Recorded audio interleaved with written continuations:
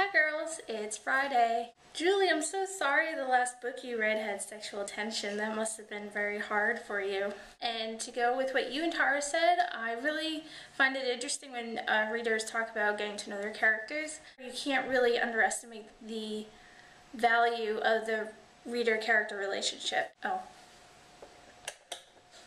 That might be better. If I had to take away one thing from this week, it would be that as a reader, you love your characters. As a writer, you need the reader to love your characters. Also, Tara, I agree with you with the pet peeve about over-describing details. You mentioned if their characters are going to a new place for the first time and the author is describing it, you prefer it to be quick and painless rather than paragraphs and paragraphs of description. Rachel, I freaking love it when you sing. I know what you mean about the Dark Tower series, the way he jumps from perspective to perspective. It does take some getting used to. But then again, it's Stephen King, so he can pretty much do whatever he wants. So yes, this week we are talking about our Magna Carta, which is something that Chris Beatty recommends people who do NaNoWriMo do, people who write should write them up too, and it's basically your Magna Carta of what you think a good book has or is composed of, and what you think a bad book has or is composed of. So I have my handy dandy NaNoWriMo notebook.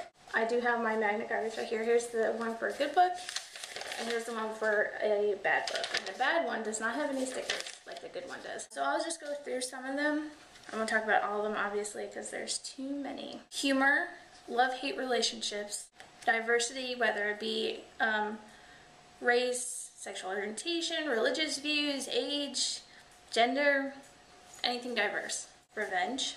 Children as secondary characters. I think that when you have a child who is like 12 years or under, they just have this perspective of the story that you might not have otherwise. Good dialogue. Murphy's Law. I love, which is basically anything that can go wrong will go wrong, which is great to keep in mind when you're writing.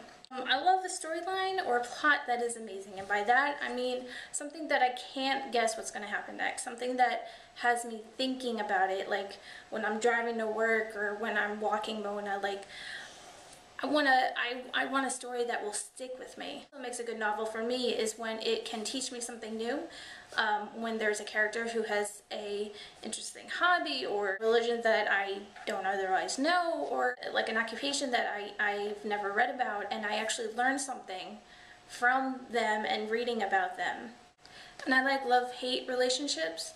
I love it when, and Ron and Hermione is like the ultimate love-hate relationship, because every time you read about them arguing, you just got this sense that underneath it, it was the opposite of what they were saying and feeling, and God, I love it. I've said it once, I'll say it again, J.K. Rowling has raised the bar with storytelling completely, because I can pretty much cite anything from that series, and Ron and Hermione's love-hate relationship is one of them.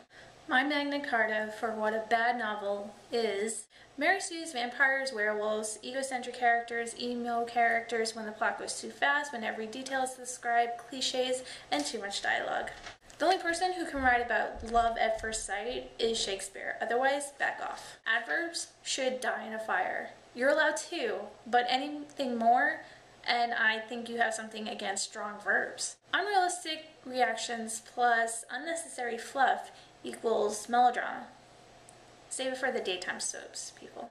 My idea for whomever I roll is for you to write a paragraph using elements from your bad book, Magna Carta. By the time you're done, it should read like nails on the chalkboard for you.